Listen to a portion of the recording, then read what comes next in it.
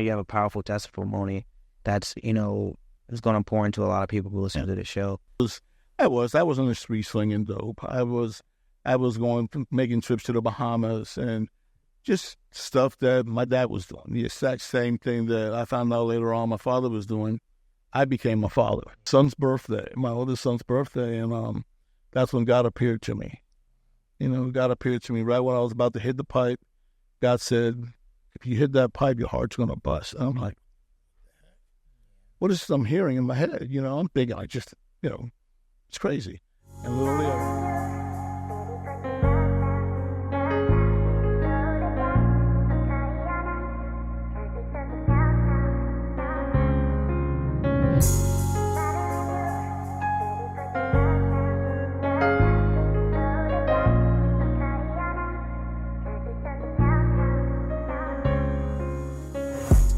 Welcome to For the Masses podcast. My name is John Barrett, your host, and I'm back with a banger. I'm excited that you're here. I'm happy you're here with us at this point in time.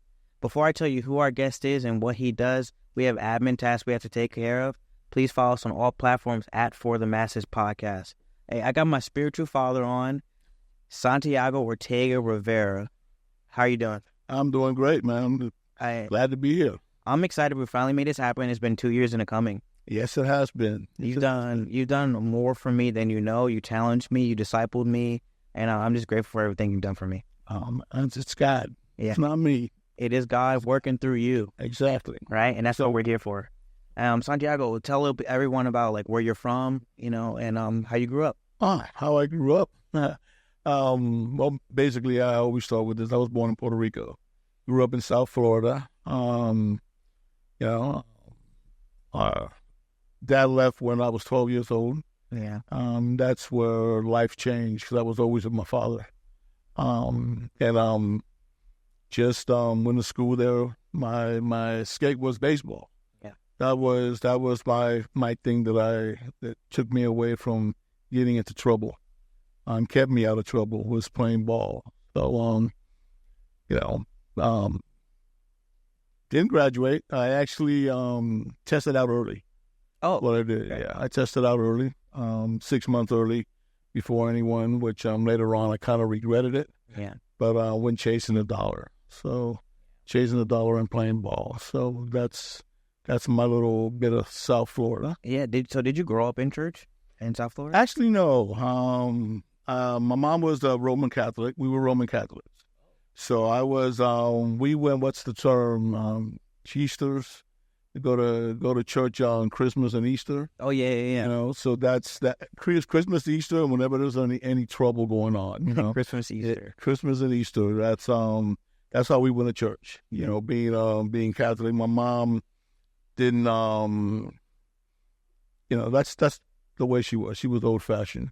When it came to that, literally, actually after my dad left, is when we really started going to church. We had two neighbors. We had a Baptist neighbor on one side and a holiness pastor on the other side. So every other Sunday we would alternate. We were traditional one Sunday and then people falling out of church and hopping around the next Sunday. So it was an experience for me and my brother. Yeah. So how do you think that shaped you? Did it shape you? Hey, I want to know who this God is. That actually it did. I was one that it did. It back then we didn't have computers. We didn't have messed up. We had the World Book Encyclopedia, so we had to read everything. Okay, hey guys, I'm older, so yeah, it did. It made me go and chase down the Catholic Church, find out more about the Catholic Church, and the more that I read, the more it did. It pushed me away from it. I had a bad experience when I was 15. At my mom's church, going to a Baptist church here and there, going to the Holiness Church, everybody carrying their Bibles. So I literally one Sunday decided to take my Bible. Yeah. And my mom told me, Junior, don't take that Bible. I'm like, Mom, why not? So, and what happened when I walked through the door, the priest at the door grabbed my ear. Take that book back to the car. So that really pushed me away from the church as a whole. More so, did he do it because the Bibles were different? Yeah, the Bibles were different. He said they had their own Bible. I'm not knocking the Catholic Church, but that's my experience. That's what happened to me. Yeah, they're not. Yeah, exactly. So, we didn't take Bibles to church, being a Catholic. So yeah, so when you got pushed away, did you start getting in trouble? Did you go a rebellious spree or anything? yeah, I did. I went into a rebellious spree there. I actually became my father. My father, later on, I found out, which I kind of always knew growing up, the things in the house, money, and I was always with my dad. There were things that I saw that my dad did that 10, 11-year-old kids shouldn't have done. My dad was, he helped build Calder Racetrack, and he was a jockey, horse breeder and trainer, so he had a stable of horses, and there were things going on there that I saw, so that was a part of my growing up, and when he left, everything changed. And something that I always said, the last time I saw my dad, the last thing he said to me was, "One day you'll come looking for me." And I remember those words till I got older, and I never did. He told you that? Yeah, that's what he told me. He pulled up in a limousine with women, limousine full of women, and he literally said, "One day you'll come looking for me." And that was the last time I saw him. And I held on to those words to make sure that, no, I'm not going to go looking for you, but, It's crazy how, like, our fathers and the words that they speak over us shape us, and, like, kind of like, hey, even if you're trying to, like, resist it, it kind of, like, shapes you into that direction. Oh, absolutely. Well, you know what? God talks to us about the tongue. The tongue is to me, is the most powerful thing. Yeah. Because those words, we don't realize how we hold on to them. So yeah, we definitely have to be careful. And I think I find that a lot with a lot of men, especially men my age. There's a lot of things that were said to them when they were kids, from their fathers that, it made a change in their lives, for the negative. Yeah. For the negative. No, I definitely understand that. And it's kind of hard to picture you as, like, a rebellious person. Actually, I take that back. It's not hard to picture that, but it's hard to, like, think of, like, the elder Santiago who's bringing souls to the kingdom as, like, a person who got in trouble at any point in time for, any type of rebellious act. So, did you go to jail? Well, here's the thing. I did the things that I did, and it might sound a little kooky, but I always felt that, that something was watching over me. Come on. I didn't go to jail, and I did some pretty, I was on the street slinging dope. I was making trips to the Bahamas and just stuff that my dad was doing. The exact same thing that I found out later on my father was doing. I became my father, but through the grace of God, I'll be straight up that, I never got arrested, and it came close a few times. And actually, let me take that back. There were times that I did get arrested, but they would take me in and they would release me, and that was a couple times I could tell you that literally happened. There was one time I got arrested with a group of guys, same thing, because of dope, and because I was the quiet one, literally the policeman that arrested me said, "Don't handcuff him, we're going to let him go." And I grew to learn that it was just, even in my sin, God was there, and I truly believe that, because it makes no sense no other way. Yeah.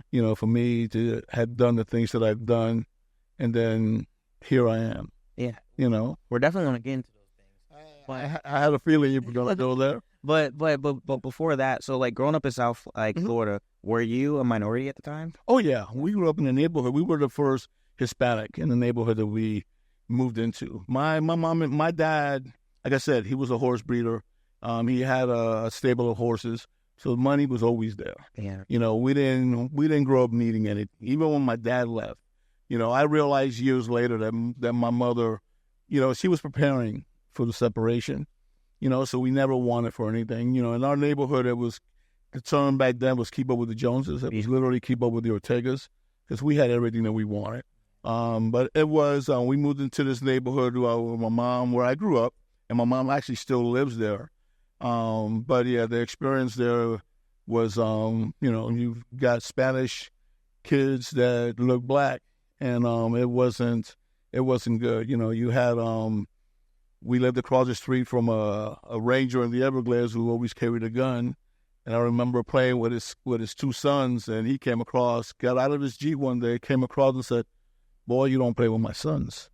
I was like, okay. So we never played in the front yard for a long time. We always played in the back, but that's the way it was. So, like, growing up in an environment like that, did you feel like you had to, like, fit the role at any point in time?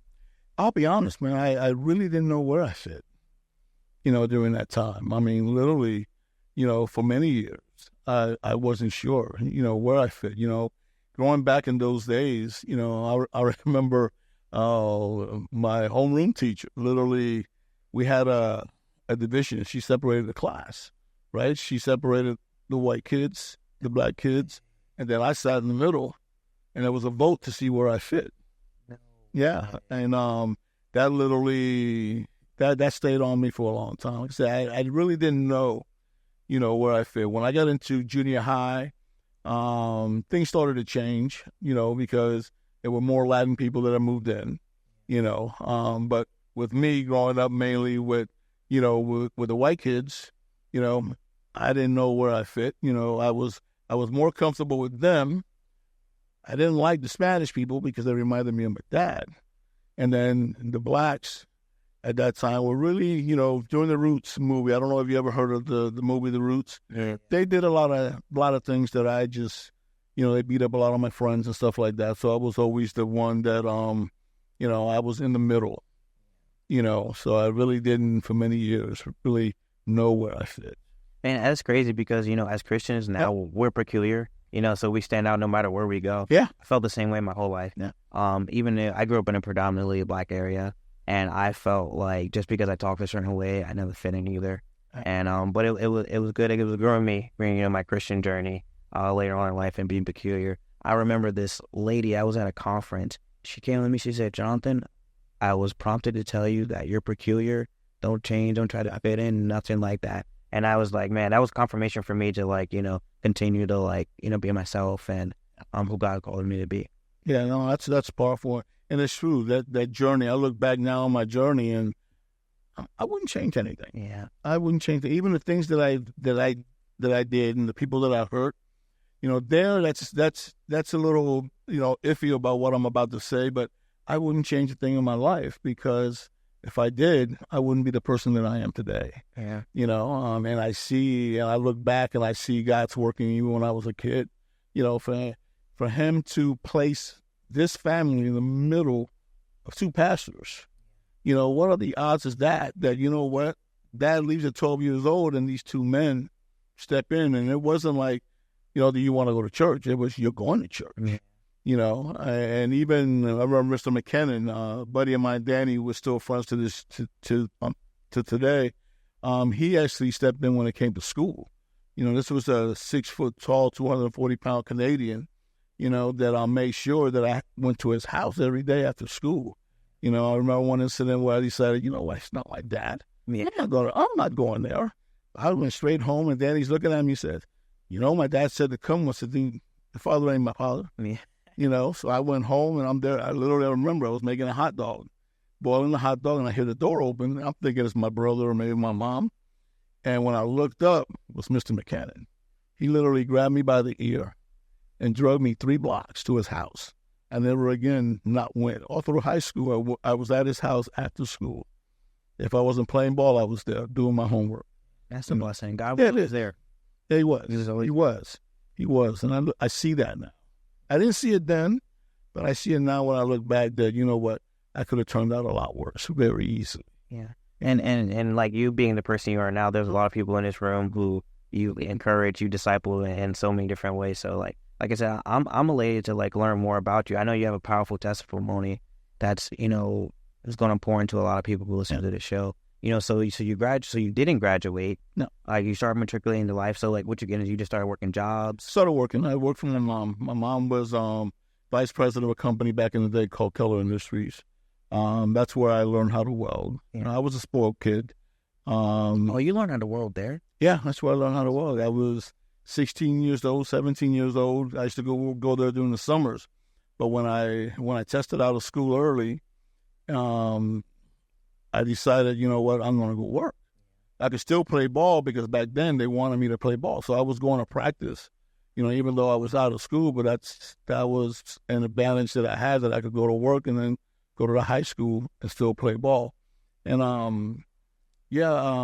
got into welding. I wanted a car. I didn't want to go, and that was early. I didn't want to go to school. If I didn't have a car, I wasn't going to take the bus. I wasn't going to ride my bike. I was a spoiled kid. So my mom said, well, go learn how to weld. And I said, okay. So she got her shop foreman, Johnny Vitorano, an old Italian guy, and he took me and he says, every day at your lunchtime, come over here. So literally 2 weeks later, I'm welding, and what ended up happening was my mom was literally breeding me to be a lawyer. I was supposed to go to school, because I always got great grades. Yeah. So my thing was to test out early, and I was going to start going to University of Miami, and she would have paid for it, but I got hooked on welding. And I said, no, Mom, I want to be a welder. And she didn't speak to me for a long time because of that. I just didn't want to go back to school. Yeah. I realized that it wasn't for me, and 47 years later, man, I still doing it. I love it. Yeah, man. And now teaching it to a whole bunch of other people. Yeah. That in itself is a God thing, because here I am teaching at a college, running a college program, and I don't even have a college degree. Yeah. And it's funny that being called professor, and I'm like, this is wild. Yeah. This is wild. That's all part of the journey that God has had me on. Yeah. And that's beautiful. So once you started like welding and you started to earn money, was God anywhere in the picture for you? Were you going to church? Oh yeah, that's the weird thing about me, man. That I've always listened to Christian music. Oh, really? Always. Even when I had back in the day my boombox, I'd be the only one, or in my car, I'd be the only one blasting Christian music. And I can never understand that. But when I got older and thinking about it, I'm like, even my friends now, we get together, you were always listening to that stuff. And that's what they say, you were always listening to that stuff. Even though I still listen to some rock and I listen to some R&B, but literally Christian music was like a soothing thing, I was working, I was playing basically professional softball, traveling the country, and even though I was doing some things still that I shouldn't have been doing, drinking and drugging and stuff like that, but for some reason, God's music has always been right there next to me. I didn't go to church much, to be honest with you, during those years. I went to church here and there, but no, I didn't. I just had this thing that, I would go to, I remember watching at the Holiness Church, it'd be the same people always falling out. And I'm the type of person that I sometimes see too much, and stuff like that. It pushed me away, for a long time. It literally wasn't until God brought me back to my youngest son that things changed. Yeah. So like up until this time, like you were listening to Christian music, you're working, you're doing all the things like the worldly success. Oh yeah. And were you convicted anyway, like during any of this time? Oh, a lot of the times. Yeah. A lot of the times, absolutely. And that's what I feel kept me from going deeper into the darkness, was that, I knew there was just something there. Yeah. And literally, I could introduce you to friends of mine that would tell you that I used to always say, God's not going to have me doing this stuff for long. Literally, those were my words. And I never understood why I would say those things, but yeah, I would be saying, God's not going to have me doing this long. That I knew something was going to happen. When I got, when I was selling, I had everything. I had my houses, I had cars, I had my boat, and, slinging, I was selling crack when crack first started. Did that for about a year. And then one day during a Dolphin game, I'll never forget, David Woodley threw an interception. I got mad, and at the same time, I was cooking up almost about a quarter ounce of cocaine, and that ball just popped. And that's when I started. I said, you know what? Let me try this. Everybody's doing it. And that was where my downward spiral really hit. Because for probably 3-4 months later was when I really got hooked on it. Yeah. And spent 18 months in the streets, became homeless, lost everything, my cars, my boat, my house got repossessed. Yeah, I lost everything, lost everything, and God saved me. I literally, it's funny because I remember breaking back into my townhouse, and it was on my son's birthday, my oldest son's birthday, and that's when God appeared to me. God appeared to me right when I was about to hit the pipe. God said, if you hit that pipe, your heart's going to bust. And I'm like, what is this I'm hearing in my head? I'm thinking, it's crazy. And literally, I remember raising it up, about to hit it, and then I heard these words, if you hit that pipe, your mom will mourn, but she will go on. I was like... That's what you heard? That's what I heard. That's what stopped me right there. I went to the bathroom, threw everything in the bathroom. I had 125 pennies. Had a bag of pennies, shorts, T-shirt, flip-flops. I always wore flip-flops back in the day. I walked over to the bus stop and got on the bus. And back then, I don't know, you remember, well, you're young, but back then you dropped the money in and the bus thing would go click, click, yeah. all the change, right? So I'm going to drop the pennies in, and the driver says, you're not dropping that in my bus. Get off the bus. And there was a lady in the back of the bus that came up, an old lady. And she came up and she said, you let that boy put them pennies in there. Just like that. And I'm like, I put the pennies in there, and literally those pennies clicked my machine till I got to my mother's bus stop, the bus stop behind my mom's house. And that's when things started changing. I went and told my mom. I hadn't seen her in about 10 months because of what I was doing, the shame. The funny thing is that I was a functioning crack addict. I would go to work. I wouldn't miss a day at work. I was a shop foreman. I wouldn't miss work, and I would not ever do it in the daytime. I have friends that could not understand that I would not. But once the sun came up, I was like a vampire. At night, I was doing it. The sun came up, I would never do it. And for many years, I didn't understand that. So we moved to North Carolina, and I hired this old man, and me and Louis were talking one day, and I told him that, and he looked at me and said, JR, you know why you never did it in the daytime? I said, Louis, I don't know. It's shame. You're shame. I didn't want people to see me.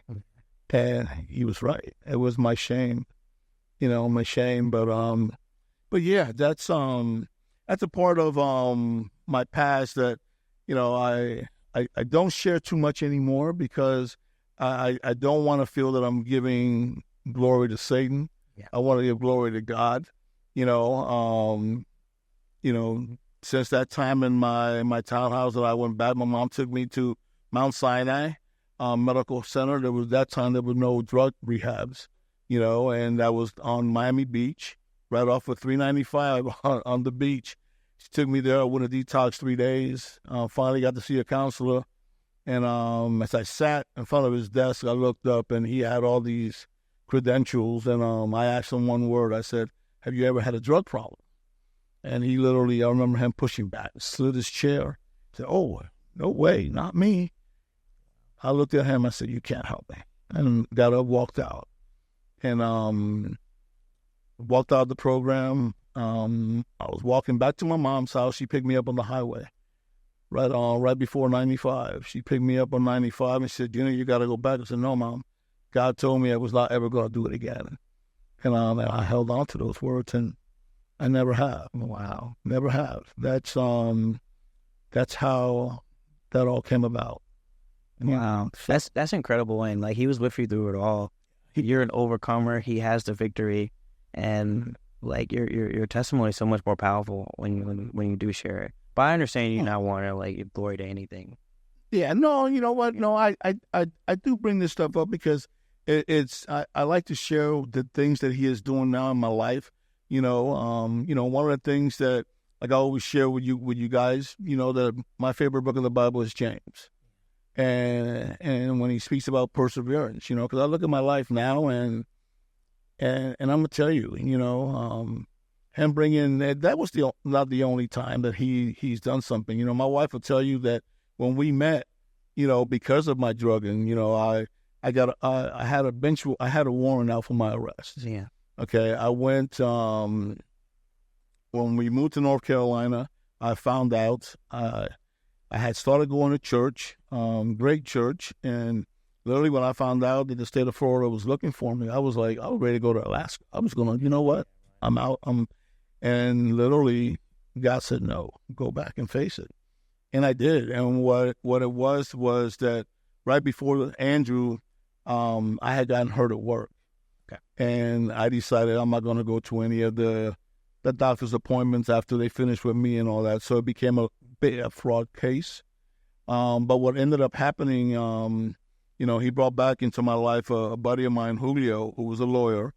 And me and Julio, we had a really bad fallout because of the way I was. Yeah. And but he ended up taking the case. And literally went from North Carolina back to Florida, turned myself in, bonded out, and 3 months later, Julio said, you don't have to come back. I'm gonna appear for you. He says, but if it doesn't go right, which he said, I don't think it will, he said, you're gonna probably do 5 years. I'm like, you know what, whatever. I was at work, and Julio was in court. Letitia was there in South Florida, my wife. And I had the church. I had everybody at work in North Carolina praying for me. I mean, literally. And finally, I get the phone call. And, it was Letitia calling me, and she said, you got to speak to Julio. And I'm like, I'm not going to jail, And literally, Julio said, bro, I don't know about this God of yours, but he said, in 10 years of me doing this, practicing this law, I've never had a case thrown out. And literally what ended up happening, my case was called. And before Julio stood up, the judge threw the case out. Wow. Okay, threw the case out. No record of it, nothing. And once again, they're but God. Yeah. They're but God. So, it's you've been covered. Oh yeah, man. Yeah. You know what? My mother. Yeah.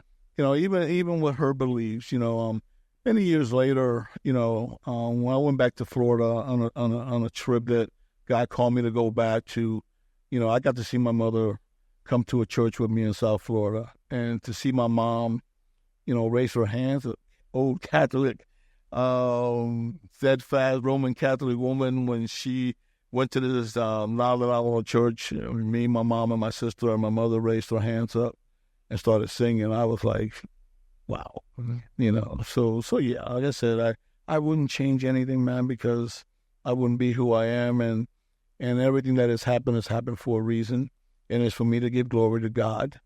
Even when I wake up, to me, it's not about being 6 foot above ground. To me, is God has given me another chance, another day to do His bidding, to bring His light to others, and that's my main thing right now. Yeah, Is that I don't know how much time I have, but whatever I can do, and to bring light to Him and my ministry to men, because my heart is for men, like yourself and the other men around. But that's what God has put me here for. Yeah. My testimony is for that. Because His word says, by the power of our testimony, and just cannot hold on to those things. So yeah. I agree. So once you 18 months in, and then you got clean, mm-hmm.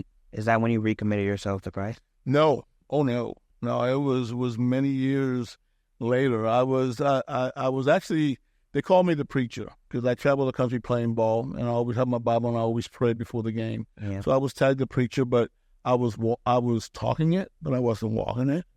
I wasn't doing the things that I was doing before, but still I was doing things that I shouldn't have been. But no, it was some years later, actually, my youngest son called me. I hadn't seen him. I was a deadbeat dad at that point. Oh, I haven't really. Yeah, I was. When it came to my youngest son, and I'll never forget, January 17, 2007, he started calling me, and my son at that time was pretty wild. He was heading the way I was heading, temper and all. And I remember him calling me, and he left me a message to call him back, but I hadn't seen him in 6 years. Yeah. So I was like, what am I going to say to him, you know? Yeah. And he left me another message, and he tells me, I need to let you know that God told me that to tell you that I forgive you. Right. And, you know, I've heard, you know, God has blessed me, man. I've heard other men that I know were godly men, and the tone of their voice.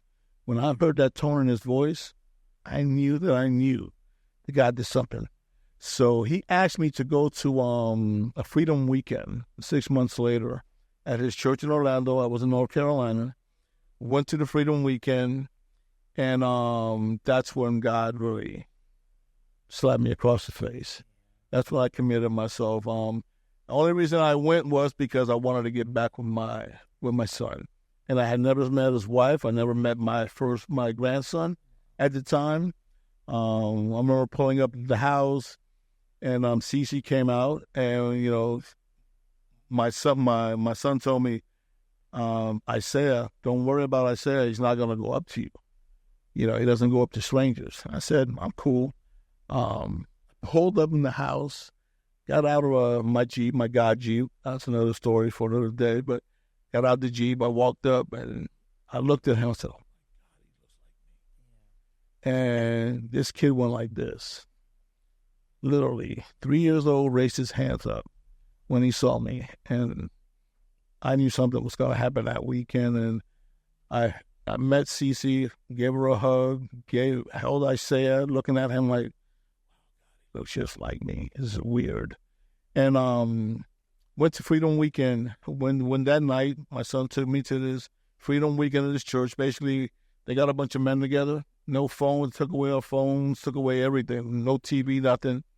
And that's where God changed me. Yeah, that's powerful. It's like your son reconnected with you, his father, and you reconnected with your spiritual father. Yeah. Oh, absolutely. Yeah. That's where I realized my mission in life. You know, I like I said, I recommitted my life there, and you know, it was actually an African pastor that grabbed me that weekend on Saturday night. He grabbed me and he was laying hands on people, and there I go with my thoughts. Oh, great, here we go. It's laying on hands stuff, and you got to be kidding me, you know, people falling out, and I'm thinking, and he came up to me Friday night, and it was funny because he put me next to this dude with tattoos, right, and he put me next to this other guy, a homeless dude that they had there, and I'm thinking, I'm going like this. He came up to me and said, stop looking to the left and to the right. Yeah. Look at you inside. And I was like, he see me doing that. He was sitting over there. Yeah. You know? And Saturday night, he grabbed me. He says, get up here. And I'm going to tell you what, when this man laid hands on me, I went out. Yeah. I went out. I know I went out because I saw the video, but he delivered me that night. Yeah. When I say delivered me, they actually had carried me to another room, and I was delivered that night. Yeah. You know, you talk about the spiritual world. You know, me and my brother were into seances and astral flying when we were kids, and we got into all that darkness. I didn't realize until that pastor grabbed me and laid hands on me that you know, I was cleansed that night, and that's when I recommitted my life to Christ. I actually accepted Jesus Christ when I was 9 years old. 9 years old, but that night I had no choice, and that's when everything changed because you know, got back to North Carolina, and it was just different. Yeah. I mean, I was just a different person. You know, my thinking, you know, my time with my wife changed, the way I looked at her, you know, and it just, yeah, that's when things change. It's powerful that, like, you know, a brother, you know, challenged you and told you to, like, look at yourself, and it's powerful, and it makes me think about, like, how you approached me, and you told me, you said, John, how's your eyes? I was like, yo, you have to leave me alone, bro. And you know, it was very surreal for me for many different reasons, but you know, I appreciate you. It was truly a pivotal moment, you know, in my life, and I think about the Tony Evans quote of, like, you know, hey, you might not be it might not be your fault, but you're responsible for it, you know. And you challenged me in a lot of ways that day. But, you know, from that point on, you started to, like, I think I talked with you, and, you know, it's been a great journey. And so, like, you have a ministry where you do this for a lot of people called Kayak Fishing for Christ. Yeah. You want to tell everyone, like, what's that about? Kayak Fishing with Christ. I got heavy into kayak fishing, and literally, I did a lot of tournaments. And one day on the water, you know, it was a tournament, and I'm always the last one to get in the water. I'm never in a rush, you know. And this day, I decided I got on the water, and my wife had got me a Bible, waterproof Bible. And that day I started praying, like I always did by myself. Yeah. And I'm praying out loud, and literally I'm hearing my echo. That's what I wanted to hear coming off the water. But when I finished the prayer and I said amen, I hear amen, amen, amen. I didn't realize that there were other men that had gathered around. Oh, and literally that day I did no fishing, because I had these men that came around just sharing, telling me, man, thank you for that prayer for everybody, and sharing their stories with me. And that day, once again, I heard God say, kayak fishing with Christ. Then I had a vision of KFWC. And I'm thinking, it's funny because back then I was that was at the start of the domain craziness. Yeah. So I was getting domain names and reserving them and stuff. And that was my thought with this. And I called Letitia on the way home. If I remember right, I called her and I said, babe, kayak fishing with Christ. You know, and my thought was, you know what, I'm going to get the domain name, and, you know, maybe I'll sell this or something. But got home and God said, no, you need to wait for a helper. And I'm like, what? And literally 2 days later, brother called me, said that he wanted to start this group. And I said, well, dude, God just spoke to me about starting a Christian kayak fishing group. And we prayed on it. You know, and we launched it about a year later on Facebook. And, you know, I didn't think nothing else about it. And I remember Richard calling me up and he's saying, bro, have you seen how many members we've gotten? I said, nah, I haven't even looked at it. I didn't think anything of it. And literally within 24 hours, we had, I think it was 500-600 members. And it just exploded from there. And basically, man, what we do, we just get men together. You know, I believe that if the men, you know, are right with God, any issues they have with their families are wiped away, are straightened out. Yeah. You know, and that's what we do. We use it as a way to bring men together that normally wouldn't come to church. We have what we call local meetups, and then we have our national gathering where the families all get together, you know, at one place every year. And, you know, next year is our 10th year that we've been doing this. So we're going back to where we started with our national meetups in Georgia. So I'm looking forward to that.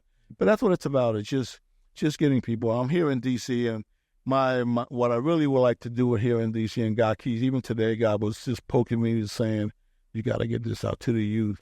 Yeah. You know, especially in our community and in the minority community. You know, this is something, and I see it all the time, and I'm like, you know, it's a way to get, you know, kids, young men away from what's going on and to show them, man, God did a lot of things around the water. Jesus did a lot of things around the water, you know, and I believe, man, you go away or you go for a little bit fishing, you know, whether it's on a boat, whether it's on a kayak, whether it's offshore, it takes you away from your issues and your problems, you know, and it's a sport it's not expensive, you know, so that's something that I've been praying on, and I'm hoping that, okay, Lord, you brought us here to D.C., you know, so now I just got to find a way to bring this to the youth, man. I've got a warehouse full of kayaks that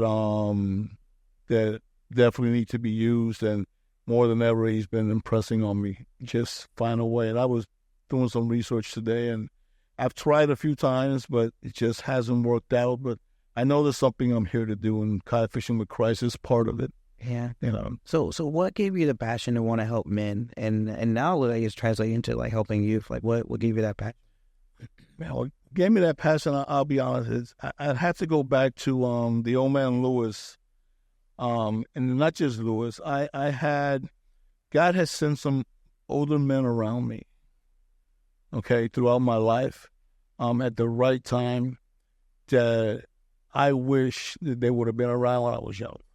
You know, I did have those two pastors. I had I had a pastor on the left that, you know, I was supposed to be the prodigy of the neighborhood when it came to playing ball. Yeah. And that's all I ever heard. But, you know, when you see these men and then you see them do things that you know ain't right, you know, like you find Playboy books and stuff like that, you know, around them and you know, it chased me away. And when I got older, that I started realizing that God was sending these other men to help me and to pull me away, to keep me out of trouble. You know, to say, you know, even a pastor at one time that I hired, I'll never forget, you know, when Ronnie came into my life, you know, he came up to me and he said, "You got a chain and ball around your ankle." And I'm looking at this guy. He had 2 gold teeth. I didn't know he was a pastor at the time. He was a welder that I hired. And literally he pulled me away one time. And at that time I was to the point that I was losing it, you know. And about 6 months later, he came up to me, walked up to me and says, "I got to have lunch with you." We went and we had lunch. And he says, "Look, I'm a pastor." So I laughed. I'm like, yeah. Gold teeth in your mouth, you're a pastor. And he asked me, he says, "I want you to come to my church." This was in Liberty City, okay, in the ghetto, in South Florida. So I went to his church for 441. Went to his church, and when I got in there, I stepped to the back. It was a old all black church. I'm sitting to the back, and you know, he got up when he coming out, all dressed up in a big chair. When he came out, you know, he told the congregation, because I didn't realize that he hadn't worked for 10 years. He was a pastor for 10 years. God had told him that he needed to go to this job. And I was at that job. And literally, when he stood up and he says, "There's someone that we all been praying for, and I want to introduce you to him." So I'm like, wow, what? And literally, when here's the thing that got me was, here's a pastor of a church with about 200 people. And he says, "I want to introduce you to my boss." I was like, and literally everybody stood up, looked back, and it changed me, because I said, wow, you know. And that was the last time that he worked. They pulled me up and he says, "I want to tell you the story about what God told me to do. Son, I haven't worked in 10 years. I've been pastoring this church, and everybody here will tell you, I don't work. This is my job." And he said, "But God gave me a vision that I needed to go to this company, and that company was where you were at." And he worked with me 6 months. And he even said, the funny thing he says, "You listen to all that music, you talk this good talk, but, you know, and you got that chain and ball." And he was one of the guys that literally started changing me, you know, and then the old man in my job. So I realized what I've always wanted and needed was an older person, you know, someone mature. That's why my heart goes out to the men, because it's my turn. You know, I'm the elder now. And I laugh because I'm like, you know, I was just talking to a buddy of mine yesterday, and I'm like, dude, I'm in this group, you know, brother to brother. He says, "Oh, the group from North Carolina." I said, "No, I started up here." I said, "But I got all these young guys." And he says, "You're the elder now," you know. And I'm like, yeah, you're right. I got to soak that into my head, that that's what I am, because that's what God has called me to do, you know, because, you know, we need older guys. I am that older guy now. I've gone through this crap. I am not your typical 60-something-year-old man. I don't dress like your typical 60-something-year-old man. I don't talk like him. And that's me. You know, and I realize now that, you know what, God has made me who I am now, that I can be approachable to you young men, you know. So that's it, man. That's it in a nutshell. I definitely think it is your gift. It is your calling. You know, just like that guy helped you get out of bondage. You know, you've done the same for me. You know, and a lot of people in this room. You know, and Santiago, there's a lot of people who are in the valley right now. You know, they just broke into their townhome, just like you, and they're ready to make that fatal decision. What's something you would tell them right now? To look back at your life, where you are now wasn't where you were before. and to look and to realize that don't give up. Don't give up. You can't go through life alone. I share all the time that, you know what? God surrounded Jesus with 12 men, and he sent them out 2 by 2. If we were meant to be alone, he would have sent them out one at a time by themselves. We need each other. Only another brother, only another man can carry the burdens of a man. Yeah. And that's what we have to realize and to know that, and I've done it all. I did Buddha, okay? I did American Islam. You name it, I did it. Scientology. And it wasn't until I finally gave in to Jesus Christ that my life changed. And no one can tell me that any other God exists. No, it doesn't work that way. Yeah. I know because I've done them all, and not to give up and to reach out. I don't care where you're at. I don't care who you are. There's someone that you can reach out to, and you have to reach out. Get someone in your life. First of all, ask God, because he'll meet you wherever you're at. He'll meet you wherever you are at. So thank you, Santiago. No problem. That blessed me. And so a lot of people are listening, and they were like, I loved him. Where can I find him? So where can they find you at? Man, hey, I'm an open book. You can find me at Northern Virginia Community College during the weekdays. You can look on the website. You can hit me up at Facebook, Kayak Fishing with Christ. I'm there. Santiago Rivera on Facebook. I'm an open book. I'm an open book when it comes to anyone wanting to talk or wanting to reach out. Even when I was at my shop, my door was always open to men. I'll be straight up. I do not counsel women. That's my wife's thing. But for you men, for you brothers, for you young men, I'm here for you. Absolutely. That's it. But I'm out there. All you gotta do is Google my name. You'll find me. Hey, thanks, Santiago. I love you. I'm grateful you were joining. Thanks for listening for the Masses Podcast. Sure.